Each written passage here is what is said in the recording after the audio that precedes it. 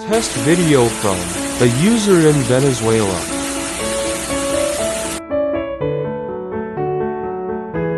Now the test starts directly. Now it is directly connected to the pump.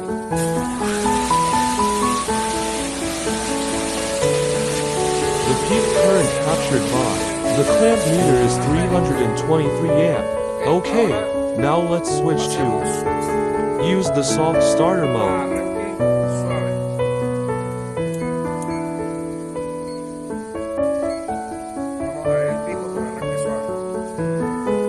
The sound of the water pump is very different when it starts slowly and softly.